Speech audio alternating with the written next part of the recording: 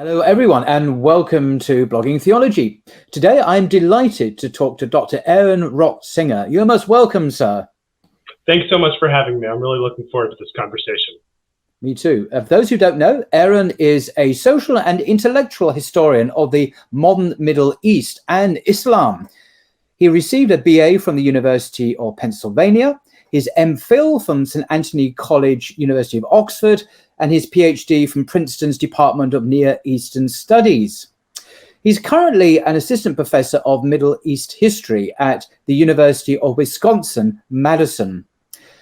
And as a historian of the modern Middle East, he has a research focus on 20th century Islamic movements and states. And he's the author of the recently published book entitled In the Shade of the Sunnah, Salafi Piety in the 20th Century Middle East. And this is published by the University of California Press. So what is your new book about, Aaron, and why did you feel the need to write it at this time? Well, Paul, thanks so much for having me. It's really a pleasure to be here, and I really value this kind of public engagement. And my hope for the book is that it will have an audience outside of academia. Now, this is a book about the emergence of Salafism as a social movement. Generally, Salafis are studied in terms of either their political engagement or a specific subset of the movement, Salafi jihadism, and the engagement in political violence. But the problem is that this doesn't actually represent the vast majority of Salafis. The vast majority of Salafis globally are quietist, even though political discourse about Salafism tends to portray exactly the opposite. And so what I was interested in is really getting to the core of how Salafism works as a social movement, how it emerged, how it shapes society, and how it is also shaped by the society from which it has emerged.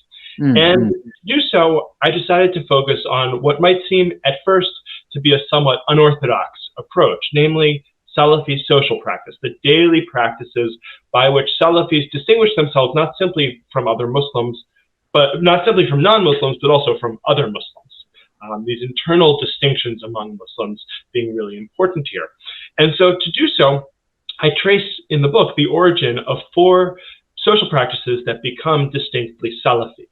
One of which is praying in shoes, which was essentially revived by Salafis in the mid-1940s, though it had significant precedent in early Islamic history.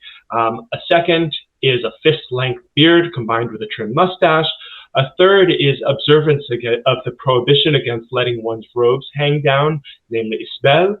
And finally, separation of men and women to respond to the threat of gender mixing or ikhtilat al-jinsayn. And I basically show in the book, A, when these practices emerge, and B, how they emerge. And the when and the how are really interesting for understanding Salafism because Salafis are often depicted as being rather humorless and literalist interpreters of the Islamic tradition. That there's this assumption that Salafis go to the Quran and Sunnah, and then tada, the position is fully formed. Now, this is simply not true. And what I show in the book is that over the course of the period between roughly the 1930s and 1980s, Salafis come to articulate these distinct practices, but that at the beginning of this period, they had not yet articulated these distinct practices. That direct engagement with the Quran and the Sunnah, if we're going to call it literalism, then we need to acknowledge that literalism is actually an interpretive approach that has many potential manifestations, and that Salafism represents one outcome of that, or one potential outcome of that. Now, the second reason I came to study Salafism is because I was in some sense frustrated by somewhat unidimensional depictions of them, that Salafis were understood essentially to be religious automatons. And I didn't find this to be a particularly persuasive depiction because Salafis, it feels funny to have to say this, but Salafis, like any other pious or, non-religious folks, are people and are shaped by the world around them in exactly the same way that everyone is. People, this is news, folks. We've heard it first on Blogging Theology from Professor Aaron Rotzinger. This is a big takeaway. I know you. Just on that point, I love bringing up books. This is one of the book, The Making of a Salafi Muslim Woman, Paths to Conversion by Annabel Inger, who's not a Muslim, I stress. She's a researcher at King's College, which is a university here in London. And I mentioned this Paths to Conversion. It's about many converts to Salafi understandings of Islam who are women. And many, or the vast majority of these women are highly educated people. And it's a process over time. Yeah. And they're thoughtful and considered and often know a great deal about their particular understanding of Islam. So just to back up, there's women too choosing to convert to a Salafi understanding of Islam. So just to give a more dimensional perspective to what you're saying. Yeah. Yeah, absolutely. And the goal here then was to show not simply when Salafi ideas and conceptions of particular social practices emerged, but how they emerged and how they were shaped by competing ideological influences. I think it's very important to take seriously the Salafi effort to derive all law from the Quran and the Sunnah. I think it's very important to take seriously the fact that this represents a broader self-understanding. But if we are going to understand Salafism as a 20th century social movement, which I think there's a very good case for doing so, if we are going to really bring out the richness of the world from which Salafism emerges and within which it develops, then we need to think more broadly about how Salafis are shaped not merely by their ideological competitors, whether Islamists or secular nationalists, but also how they're shaped by models of what it means to be a citizen transmitted by states, particularly this idea that the citizen, in order to be a proper and faithful citizen, must regulate their body in certain ways, that they must appear in a certain fashion, because that kind of appearance is not just about distinguishing people, but it's about signaling a broader ethical allegiance. And so that's what I went looking for. I wanted to explain how Salafism works as a project in a manner that would be both recognizable to those who identify as Salafi themselves, but also a conversation that academics could have about how this movement works and how it has developed, because the only way we are going to understand these questions is essentially pushing past these platitudes.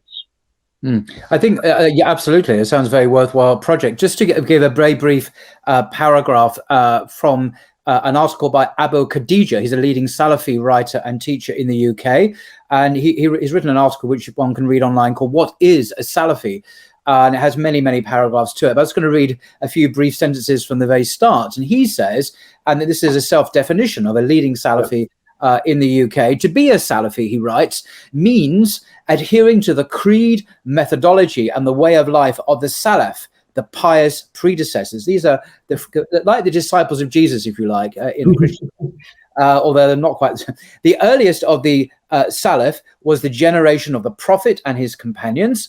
Then after them came the virtuous 3 generations of believers who held fast to the Sunnah of the Prophet and his companions. So it's not just the Quran, the Sunnah, it's those 3 generations as well. The person who understands this path correctly, he writes, follows it exactly without introducing anything into it, nor deviating from it, is a Salafi, quote unquote. And that's from an article entitled "What is Salafism and What Does It Call To?" by Abu Khadija. So you just Google that, and a very long article gives many, many points and subsections and details of what you must believe to be a Salafi. So their perception is very much that they are the authentic, original inheritors of that first practice. And the other thing, and we discussed this briefly, Aaron, before we started the recording, is the misunderstanding, and you briefly alluded to actually, of in the West, particularly in Europe, of Salafis equating with terrorists or violent jihad.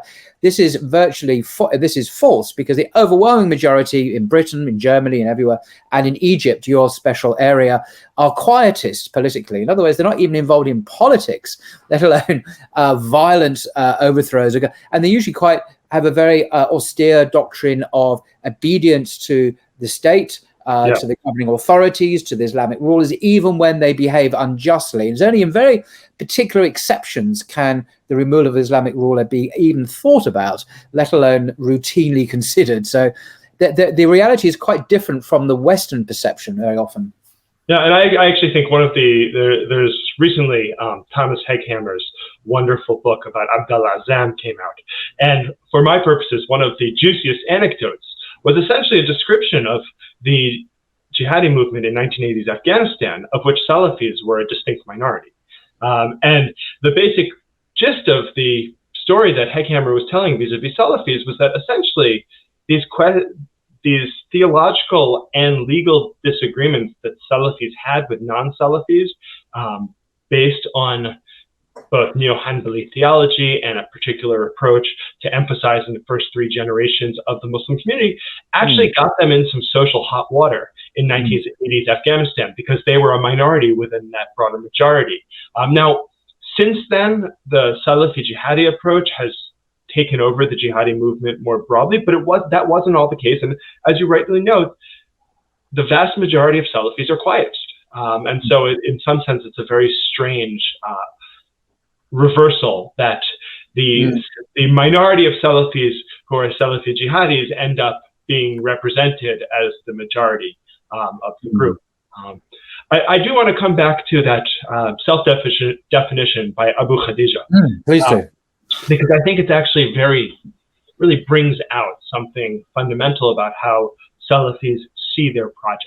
Namely, that this is a project of reproducing, of intense fidelity to the model of the Salaf, of the first three generations of the pious ancestors, and of not deviating from it, of not embracing any form of bid'ah, of innovation. And I think that in terms of how, I think there's good reason to think that Salafis understand themselves in exactly this way. That this is a self-understanding that is sincere. It is backed up by serious textual study, an intensive project of textual reconstruction of the 7th century in order to best approximate the way that Muslims lived during this early period. But here's the thing, right?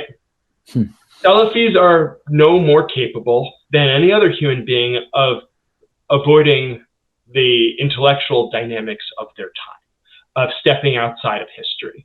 And so to say that Salafis don't engage in bid'ah, this is a position, of course, within the Islamic tradition. It's an interpretive position. It's a position vis-a-vis fiqh, but it's in some sense an insufficient position if we're analyzing Salafism as a project, because none of us can escape the worlds from which we come, even to the extent that we rebel against those worlds, that we push back against those worlds. We can't escape those worlds. We are always reacting to those worlds. And so if we think about Salafism in the Middle East as a project that essentially emerges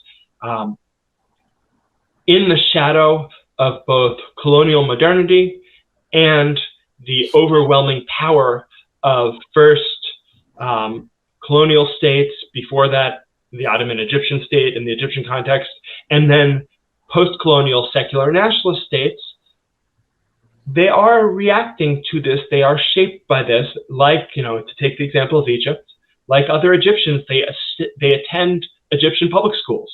They often work in Egyptian state institutions, which have their own internal logics, which have their own ways of seeing the world. And it simply is to place Salafis within history to say they are reacting to that world from which they come. And what they're doing is not reproducing the 7th century. What they're doing is not sidestepping the inevitable reality that one is necessarily shaped by the changes of history, whether one likes it or not. But rather what they're doing is engaging in an active reconstruction of the 7th century in order to mount a particular project in the 20th and 21st centuries. And to give you an example of how a term that is very old can have new meaning, and this is really something I focus on in chapter 2 of my book, the concept of Tawhid, right? This is about as basic an Islamic concept as there is. The concept that we can trace back to the earliest of Islamic history. It is a concept that within the theological tradition, particularly figures such as Ibn Taymiyyah, is very clearly not simply about belief, but also about practice. As Cole Bunzel has pointed out, this is not a question of monotheism, this is a question of monolatry, of orienting all of one's actions towards the worship of one God. So we see Salafis in the 20th century saying, we are proponents of Tawhid. We live by Tawhid. Yes. The question is, what does that mean? There are certainly I just point out for viewers who may not realize the idea that Tawhid is the central concept or concern of faith is not exclusive to Salafis, of course. No, not at all. The mainstream Sunni tradition would also assent to that. Yeah. So there's an element of making distinctions here rather than a completely new phenomena. This is a particular understanding of that, perhaps. So you're going to explain in more detail. But this is a shared belief of all Muslims. Indeed, it's taught by the Quran endlessly. Tawhid is a central concept, the oneness and unity of God, as opposed to associating partners and distorted understandings of God held by other traditions, is emphasized constantly as the central belief of Islam amongst virtually all Muslims, I suppose. Yeah, and so this is part of what's so curious about the decision as a matter of differentiation from other Muslims to emphasize Tawhid to this degree. And the question is, so why do Salafis do that? And what does the Salafi conception of Tawhid include? And the question of why they do it is because what we are talking about is an internal Muslim battle. That the claim isn't that that Salafis are the only ones who uphold Tawhid. All Muslims do this. Rather, the claim is that their understanding of Tawhid is the correct one. Correct. But we need to also think beyond the strict categories of Tawhid as a category. Because what does it mean in a country that is such as Egypt, that is majority Muslim, vastly, has a vast Muslim majority, to say we uphold Tawhid? What does that even mean? And here we also have to think about the fact that Tawhid, asserting Tawhid in some sense, is a claim of sovereignty. It's a claim of who should control how we think, how we act. And there, in the background, are the claims to sovereignty of the modern Egyptian state. In the background is the dominance of secular nationalism in the 20th century. And so if we really want to understand what it means for Salafis to invoke God's oneness, we first, of course, look to Islamic history and to what that concept means. We look horizontally to other Muslims to understand the way in which this fits within this broader Islamic context. But we also look to ideological developments that have nothing to do with the Islamic tradition.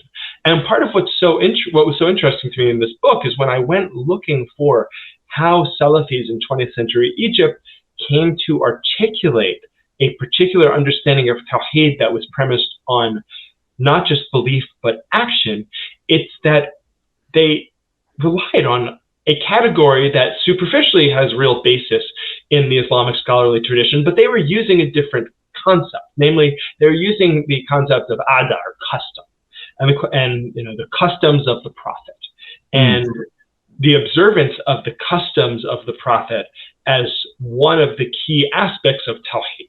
Now, looking at this was very interesting because, historically, we have a real distinction between acts of worship, ibadat, mutual transaction, mu'amalat, and a variety of local practices over which that are simply glossed as ada or urf. They're just custom. And the Islamic tradition has no particular statement over them. And for example, one of those categories is clothing, right? That Muslims throughout history have dressed in widely differing ways.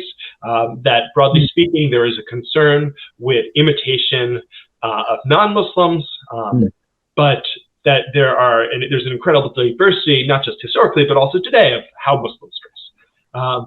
Now, what's interesting is in the 1930s and 40s in Egypt and also beyond Egypt, Salafis come to incorporate a very different definition of adar, custom. It's a definition drawn from secular nationalism, in which custom is a central, the effacement of previous customs, their replacement with new customs are an essential means of mobilizing the social collective in pursuit of a particular project.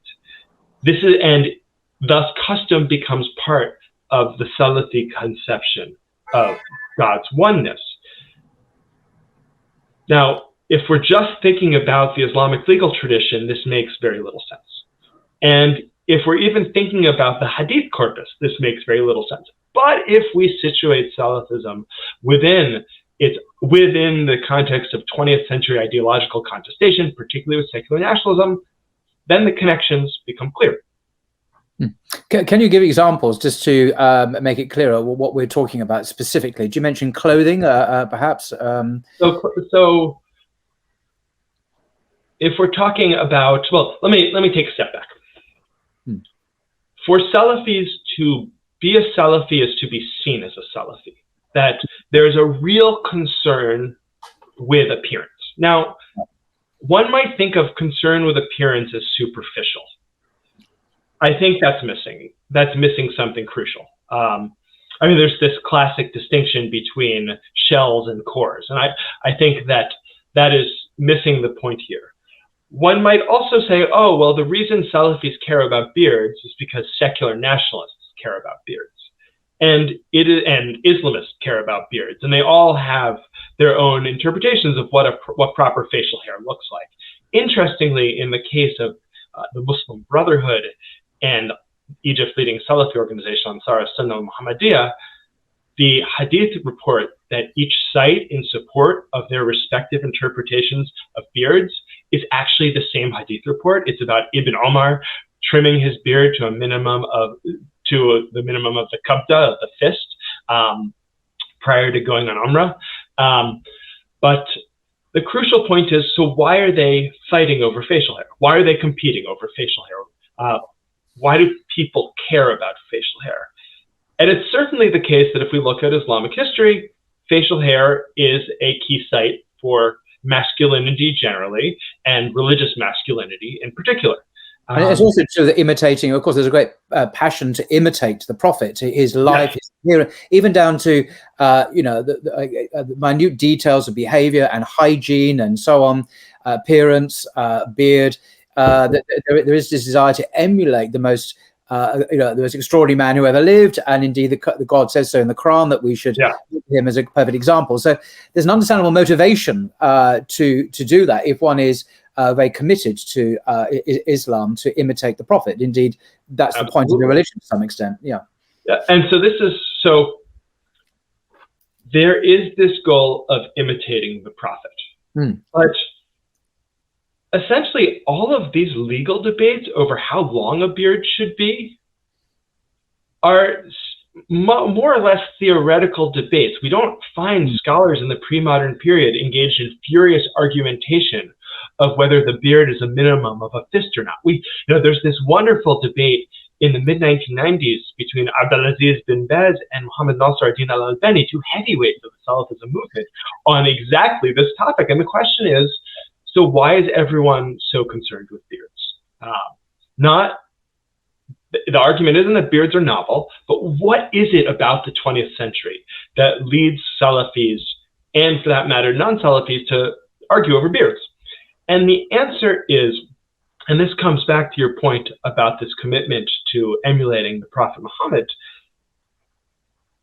19th and 20th century projects of forming sound citizens in Egypt and elsewhere make a basic assumption. Namely, that what you look like reflects a broader ethical commitment, reflects a broader moral project.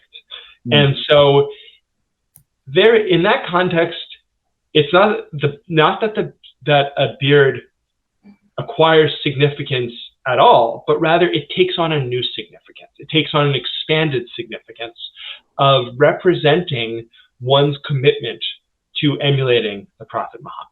That the ideal of emulating the Prophet was always there, this is something we can trace well back into Islamic history as well. It's a core assumption of the Sunnah as an authoritative set of texts.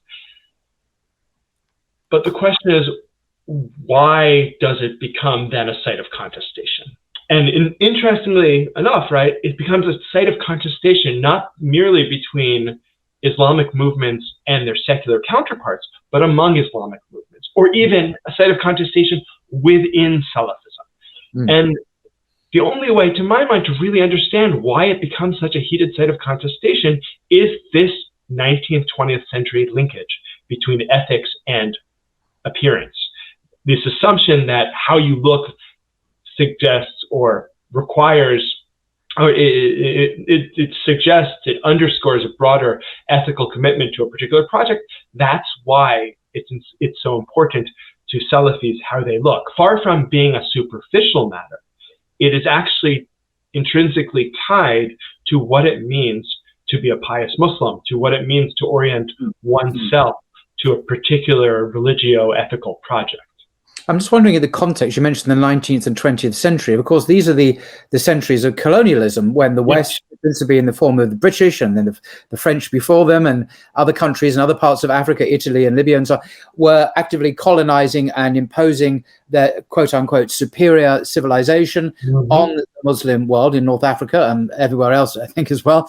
And so the idea of a Muslim identity in the face of such hegemony, military, cultural, political hegemony, might then become an issue, because do we emulate the clean-shaven Europeans who dress in a certain way with their trousers and their suits or their armor, whatever, or do we emulate another model, the model of the Prophet? So I'm wondering how much that contested definition of what it is just to be in the modern world in North Africa fed into these debates in terms of the context. Yeah. Well, I think the colonial period is central for understanding the emergence of Salafism, because chronologically speaking, that's when Salafism as a movement emerges. And it's absolutely the case that one has also these crossovers between colonial elites and in their fashion styles and local Egyptians, or local folks elsewhere. I think in some sense what is striking about the story of social practice in Salafism is that these debates don't, for the most part, break out until the post-colonial period. And I have a few ideas as to why this is. If we think about the colonial period, the dividing line is pretty clear, right? You have Muslims and non-Muslims. You have foreign occupiers who are not Muslim, who are Christian, who are supporting also not just colonizing, but are enabling a broader Christian proselytization missionary project, primarily Protestant, but also Catholic. You, of course, have a minority of Coptic Christians in Egypt, but the majority of Egyptians are Muslim. So in some sense, we have a clear divide. And even the divide between Western and Eastern Christianity is quite clear in this context. We shift to the post-colonial period, which in Egypt is 1952, and suddenly there's a new challenge, right? Because historically, in the colonial context, appeals to Islamic piety as a bulwark against colonial influence, as a means of signaling one's identity as a Muslim, is a relatively straightforward affair, because it's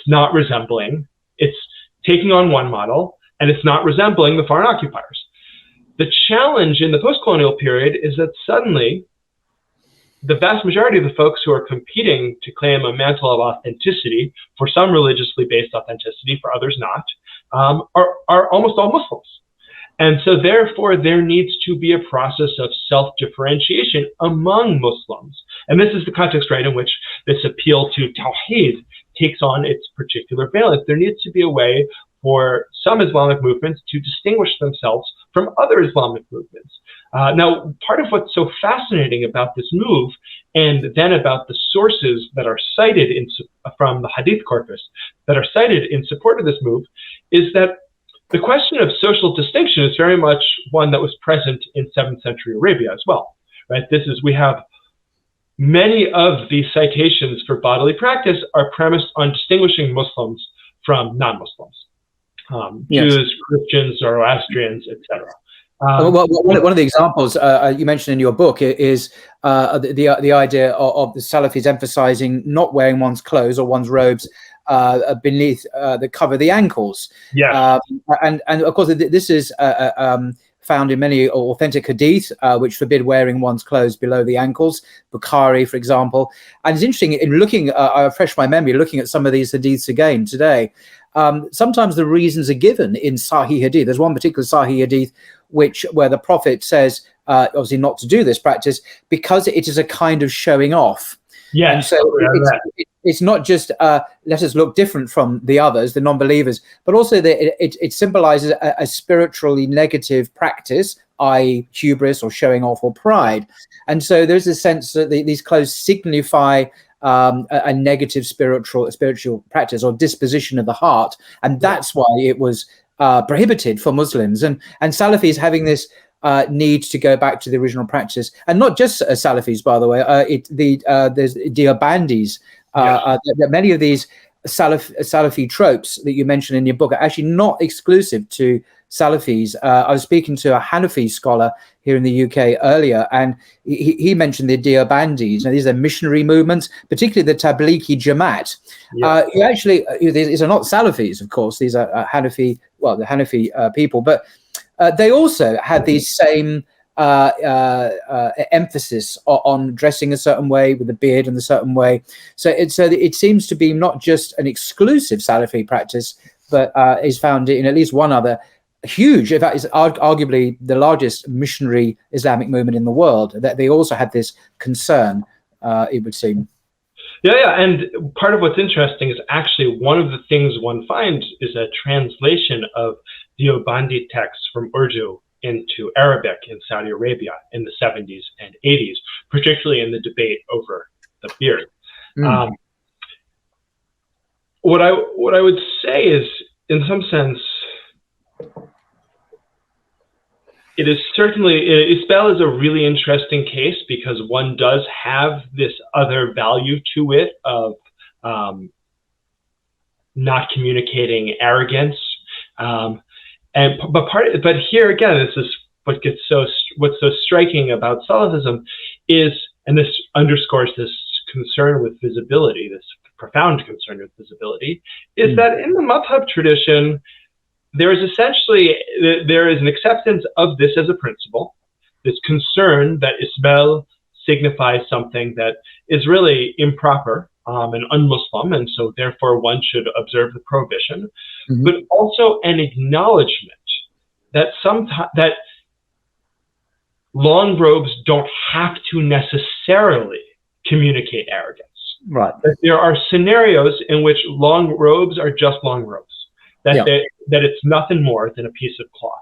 Yeah, I can see that. If you take the inner meaning of this practice and retain that, so we mustn't be arrogant, we mustn't wear clothes where we show off.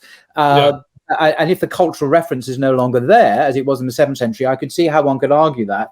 I can see that Salafis who have a very more literal understanding of imitating the Prophet precisely as he was would perhaps acknowledge that, but still say, we're going to follow the Prophet's example because he's the Prophet. We're going to be like him. So it might even transcend just the meaning of that, but also the actual clothing itself. But so here's what was so fascinating to me about tracing these practices, because one has a trajectory of practices where Salafis adopt a variety of practices, and in doing so, not only entrench a particular project of emulating the Prophet, but also entrench themselves in their societies. But then there's a practice that essentially drops off, namely praying in shoes, which is a practice that has clear basis in the Hadith corpus of not simply someone such as Ibn Omar doing it, which is our main citation for the beard, but of the Prophet Muhammad himself doing it. We know historically that praying in shoes drops off within the first few hundred years of Islamic history as part of the broader transition of the Islamic project to becoming an urban one in which there was a concern of essentially dirtying very nice mosque carpets. So we know that with the exception of the Hanbali school, praying in shoes drops off.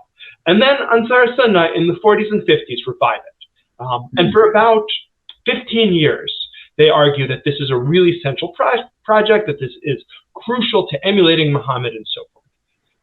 Then Abdel Nasser comes to power.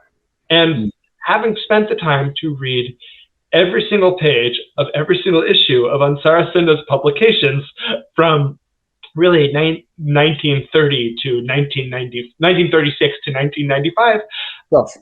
what was very striking was that up until basically 1989, they didn't talk about praying in shoes. It totally dropped off the agenda. And there's a very easy explanation for that in the 50s, namely that under a brutal, authoritarian, secular nationalist ruler, you don't want to do anything that will draw attention to you. And so beards are dangerous there, and praying in shoes is dangerous there too. But what's striking is that when the debate comes back, and again, in the 40s and 50s, it is depicted by leading members of Ansar Sunnah as being essential to what it means to emulate Muhammad. When the debate comes back, what is so striking is that Salafi scholars say, yes, the practice is permissible. Some argue that it is mustahab, that it's praiseworthy, but no one is arguing that it's required anymore. And instead, they're actually coming up with a variety of what are essentially extra textual justifications, which anyone versed in the madhab tradition is much more familiar with. But for Salafis, everything has to be based on the Quran and Sunnah. All these extra textual justifications of why, even though this is a praiseworthy practice, if it leads to any kind of social discord, which insofar as it was a practice of, very clearly establishing lines within mosques of who was Salafi and who was not, invariably would produce some level of social discord. But the argument was, if this produces some level of social discord, or if this leads to the mosque carpets being dirtied, then it shouldn't be done. Then it should be avoided. And what's so striking about this argument is that this is the argument that in the 40s and 50s, those who were arguing against praying in shoes were making. And now that argument has essentially been incorporated by Salafis to justify not engaging in a practice that half a century earlier they identified unequivocally as a crucial and central practice necessary to emulate Muhammad. Interesting. I didn't know about the shoes until I looked it up. I mean, in our local mosque here, Regent's Park Mosque in London, is a huge mosque. We've just got some very nice new carpets put down, and I know no one would be happy if you walked on those carpets. Shoes, they would be instantly ejected, and rightly so. But no, if it was the Sunnah. But on the other hand, there are parks, Hyde Park, Speaker's Corner, where Muslims pray outside, and they do wear their shoes. So there seems to be some, and rightly so, because it can be very cold and so on. So there's flexibility, it seems. Yeah. And there's also, of course, a whole conversation, legally speaking, of whether one can pray in socks. But it's what's interesting to me.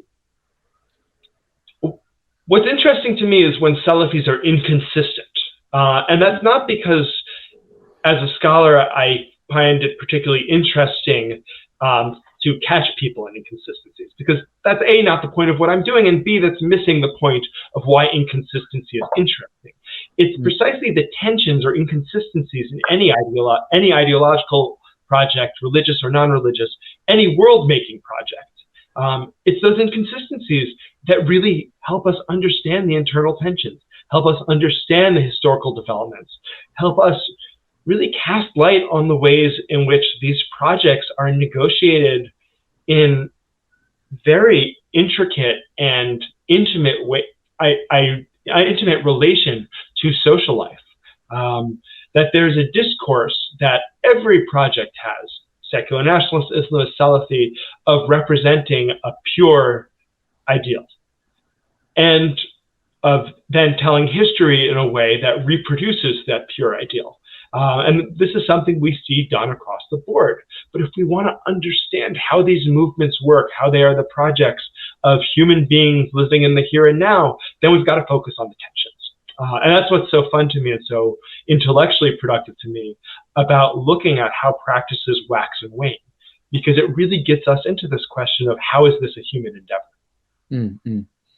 Okay, are there any other examples? I know you mentioned some other ones in your book about the relationships between men and women, for example. Sure. So Salafis seek to separate men and women. In the book, I use the term gender segregation. It can also be called gender separation. This is a commitment to separating men and women in public space. And the question is where that project comes from. Now, if we look back at Islamic history, it is clearly the case that we have the separation of men and women in a mosque setting. But beyond that, the primary concern of the pre-modern Islamic legal tradition is illicit sexual relations, namely zina, that men and women will have intercourse out of wedlock, and regulating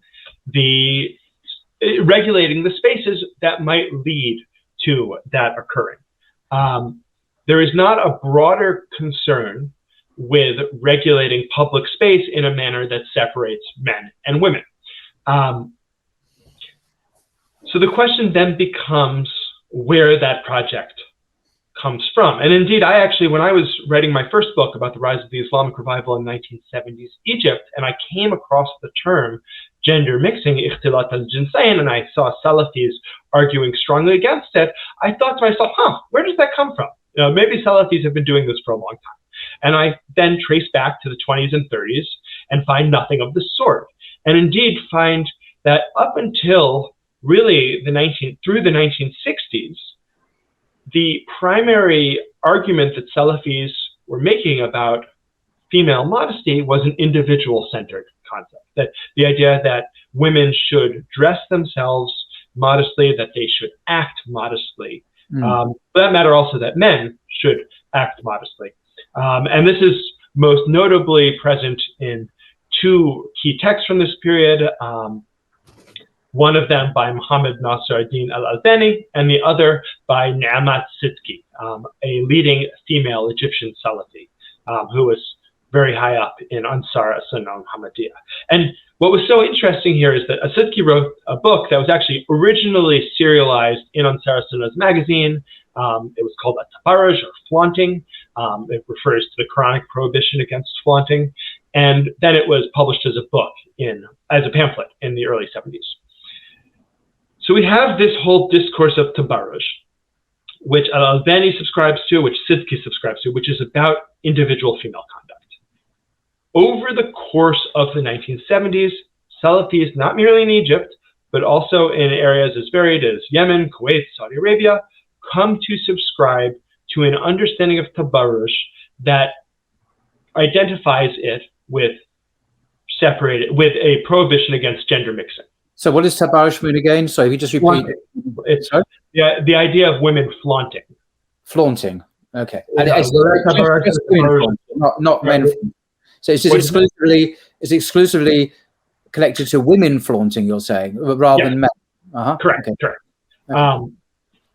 And so in the late 70s, Ibn Baz, who at this point actually is writing in Ansar as-Sunnah's magazine At-Tawheed.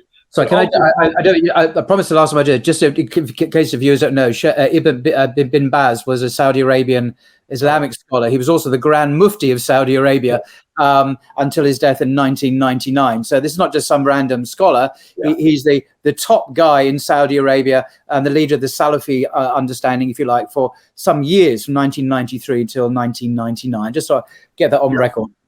Yeah, so Ibn Baz is a huge figure within the Salafi movement.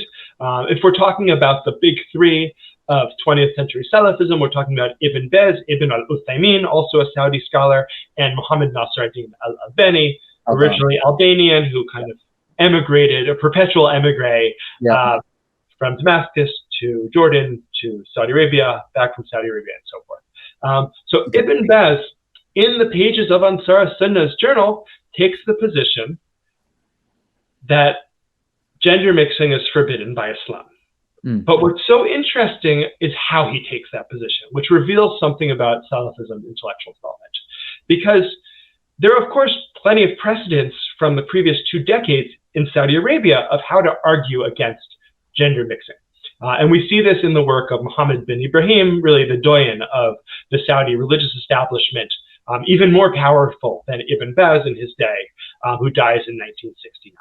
And Muhammad bin Ibrahim makes the argument that this is a classic case of damning the pretexts of sin, that it's not that women and men being in the same place is forbidden on its own, but the problem is what it invariably leads to. It invariably leads to sex outside of marriage, to zina, and therefore it's forbidden. And this is a pretty standard madhab-based argument against men and women being in the same space.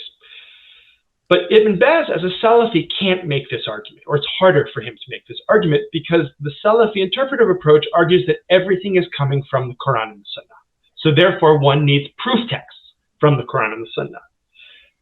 So Ibn Baz makes the argument, and I was stunned the first time I read this. He writes, "At-tabarruj," so flaunting, ma'anahu al-ikhtilat. The prohibition against flaunting means a prohibition against mixing. This is a totally new view of the meaning of tabarruj, one that would have made zero sense to either Sidki or Al-Bani. But it's a position that Ibn Baz takes, first in Ansar Sunnah's journal, then he takes it in the Journal of the Islamic University of Medina. This is all sort of mid to late 70s. By the early 80s, he's dropped this argument. He's still arguing that separating men and women is required. He's still arguing that tabarruj is forbidden, but he's no longer arguing that tabarruj means mixing, that the prohibition against flaunting is a prohibition against mixing. And this underscores the fact that this project of separating men and women is a novel one, that for Salafis, it's not just that the project isn't adopted as a non-negotiable principle until the 1970s, it's also that they're in this very challenging position because they don't have a citation from the Quran or Sunnah that easily lends itself to a direct proof text approach. But what they might have, I mean, this is obviously, as we can discuss this another time, but there are different roles in Islam as mandated in the Quran and the Sunnah. For example, a woman's role appears to be more to be at home and to pray at home, although there are ideas saying she can, don't prevent the women from going to the masjids if they want. But nevertheless, the center of gravity is very much at home, and the man is expected to go to the mosque and work and so on. So you have this sense of different roles, and therefore different social spaces inhabited by the genders, and that leads over time to the sense of what you call in your book segregation, but the difference is the separation of sexes in social life. So there's not as if there's an explicit command, absolutely, but nevertheless there's the logic of it leading to that position over time, and it developed over time upon reflection on the Quran and the Sunnah and the implications of that for social relations. Would that be one could absolutely make the case that you just made, but one could also make a variety of other cases of men and women, and this is a case that non-Salafis made, of men and women interacting in public space in pious fashion as being something very beneficial to the maslaha, to the common good, as it being an intellectual, political, social, and economic driver for Muslim majority countries. Now, so it's not that gender separation or segregation is unthinkable in terms of the Islamic tradition. I mean, particularly we have this association from at least the 9th century on of female sexuality with the concern with fitna. And this is work that Marianne Katz has done with really fascinating scholarship. But there's still a leap there, because what this is doing here is not simply saying that the question of zina can be regulated by expectations of individual conduct. It's not simply saying that there is a particular gendered vision of public and private space, which I agree with you. One can certainly argue in terms of Islamic history that there are normative expectations of men and women respectively that differ. what this is arguing is that there needs to be a state-sponsored project of active separation. Oh, I see. And this is a project that, simply by virtue of being a project of the modern state, is very hard to conceive of as a project of a pre-modern state, but also that by Salafi's own interpretive approach is very, very hard to justify. And as a result, what we see is that Ibn Baz and other Salafis, when dealing with this question later, essentially try to skirt around the proof text issue, which is not something they commonly do. I think Ibn Baz here is, in some sense, in a particularly challenging position because, on the one hand, he works as a Salafi minority, in some sense, within a Wahhabi Hanbali majority in Saudi Arabia, where gender separation is already institutionalized. And on the other hand, he has, on his other flank, he has Al-Albani, who's not just arguing that gender separation isn't required, but also arguing that the niqab isn't required. And so I wouldn't be surprised if structurally there was some pressure to come up with a way to argue for gender separation. But to me, beyond the particular position of Ibn Baz, what's so striking is that, as with all these practices, if this project was essentially self-explanatory, if it essentially came directly from the Quran and the Sunnah, what took 40 years? That tells us that this is a story rather of a rather long interpretive project that is shaped by questions of women's presence in public space, of female sexuality, of ideological contestation, and of the power of the modern state that are very much questions of the 20th century. Yeah, I think that, so particularly the existence of the modern nation state, which in the Muslim world is a legacy of colonialism, of course. There used to be the Ottoman Empire and so on, and now we've got these statelets, numerous statelets with numerous rulers. This is arguably not consistent with the normative Sunni position of having a single ruler and so on. But this creates a unique set of modern challenges where you have a powerful centralized state, top-down governance with European-type laws that regulate and so on. And as a legacy of colonialism, Egypt obviously is one example, but there are many others. And this creates new challenges. Do you just Islamize this European nation state, or do you look to previous social patterns more devolved, where you have courts and other patterns of jurisprudence and regulation? And it's a real challenge. So I think you're highlighting some very interesting examples there. And this challenge is part of what looking at these challenges allows us to do, is to think about the ways in which Salafis are not simply comparable with other Muslims in a given country in the Middle East, but also comparable with broader shifts of religiosity globally during this period. That if we think about the 20th century, particularly the period after 1970, we see religious revivals globally. Yeah. And we see efforts to reorient daily life around religion everywhere from sub-Saharan Africa to Latin America to the United States. In the Middle East, we see it among Jews and Christians as well. One has a Coptic revival in Egypt. One has a religious Zionist revival in Israel.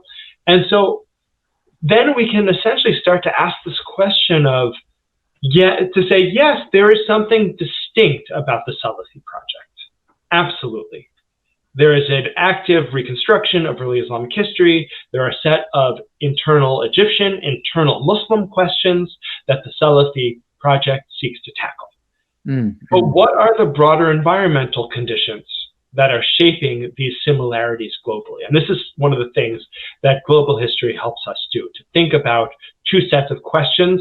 When we notice similar phenomena globally, to think about two sets of questions, explain. One is, are these similar phenomena essentially the product of similar input, similar environmental conditions?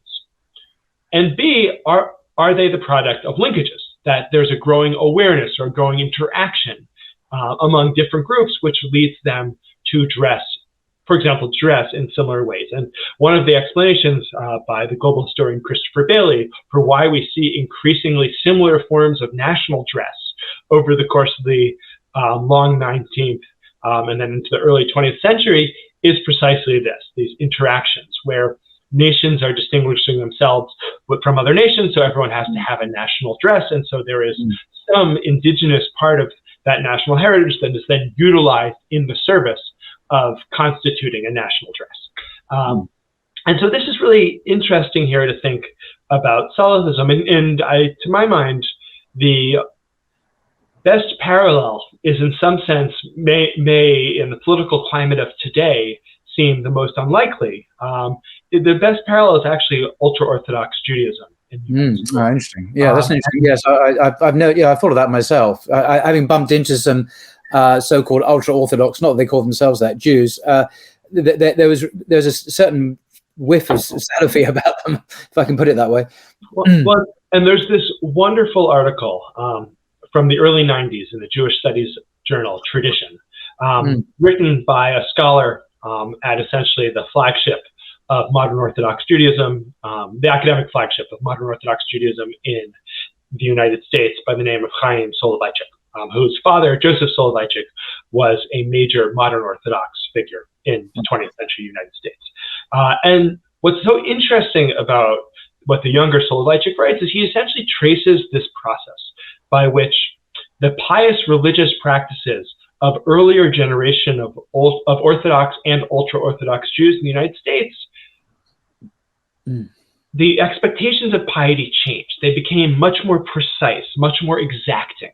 The concern with how to perform a particular religious obligation properly was no longer you do it as you were taught to do it by your parents or by your community, and more what's the precise amount of food that is required to fulfill this commandment. Let's measure the food, make sure we've got the precise amount.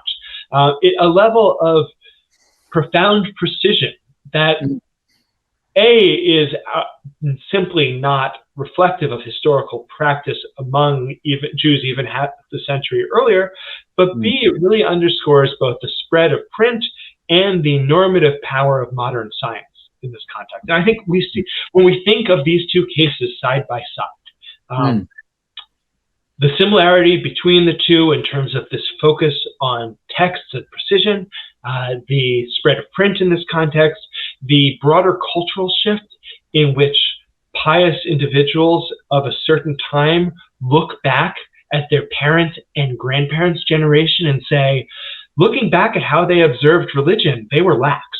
They thought they were doing it right, but they were not doing it right, because we know how to do it right now, because we are looking at these sources, we are measuring, and so forth.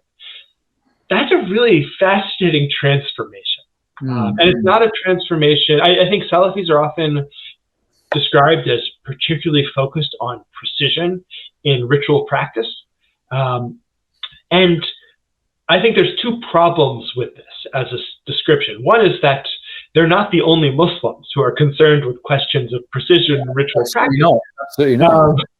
But secondly, it's the fact that this concern with precision is arguably a concern external to any of these religious traditions in the way that it is manifested now. It's not that people didn't seek to studiously perform their religious obligations in a previous generation, but there are a set of normative ideas of what precision means in the 20th century that simply wouldn't have made a lot of sense in the 19th or 18th centuries. I don't know, but I just tend to think that a lot of this renewed focus on precision and action, you mentioned Jews in America and so on, might have something to do, I don't have any scholarship to hand to back this up, with the increased encroachment of secularization and the hegemony of Western liberalism and the breakdown of religious communities and this kind of cultural reinforcement. It was just part of the air you breathe, but now that's been diluted or destroyed completely. And so to practice your faith now, you have to make that extra effort to actually articulate it, to actually practice it. And what does that mean? Well, you've got to understand what that means. And so there is it's almost like a consequence of the breakdown of traditional religiosity in the United States and obviously in Western Europe as well, leading to the rediscovery and reassertion of faith in this precise way in that context. So I might see it as partly a reaction against the decline of faith in the West and the way to, because you can't just rely on the world around you anymore. You've got to make an effort.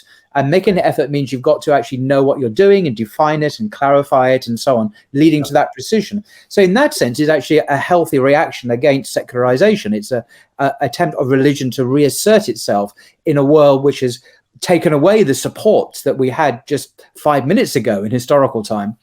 Yeah, I think that's true. And I would add something to that, namely that it's a reaction to the fact that modern states carrying particular ideological projects, whatever those ideological projects may be, politicize daily life, that they seek to regulate daily practice. Yeah. And so that it should be entirely unsurprising to us that Islamic movements or piety movements from other faiths seek to claim daily practice. And this isn't the normal narrative we get, and this is a narrative from the perspective of those who essentially take secularization as a normative given. The narrative we get is that these groups are politicizing daily life. But the reality is that's not actually what's happening here. These groups are not politicizing daily life. They are reacting to the politicization of daily life and doing so on terms set by the state. And so in some sense, one doesn't have to take a position on which model of daily life one desires to simply note that structurally this is the dynamic at play here. And that we can't understand piety movements unless we understand the ways in which states politicize daily life from the get-go. Yeah.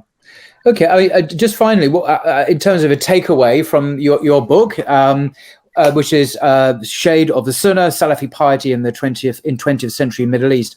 What would you, in brief, share with us as viewers as a takeaway from this book, just to remember what it might be? And obviously, I'll put a link to it in the description below if you want to read it, if they want to read it for themselves. This is a book about the emergence of Salafism as a social movement and about the ways in which Salafis seek to recapture the model of 7th century Medina in the 20th century in ways that are deeply, deeply shaped by the questions and concerns of the 20th century. So if you want to read a book that really places Salafis in the world from which they've emerged and the world that they continue to work to shape, this could be a book that would be very interesting. Well, that's a great summary. Well, indeed. But thank you very much indeed, Dr. Aaron Roxinger, for a fascinating discussion. I must say we could have gone on for hours, but but very, very interesting indeed. And as I'll put a link to the book below if people want to follow it up. It's just recently, was it recently published this year, I think, wasn't it? Yes, in May 2022. Gosh, so it's hot off the press even. So hot off the press, exactly, yes. Okay. Well, thank you very much again for your time, sir. And my pleasure. Thank you. Until next time. Thanks for having me.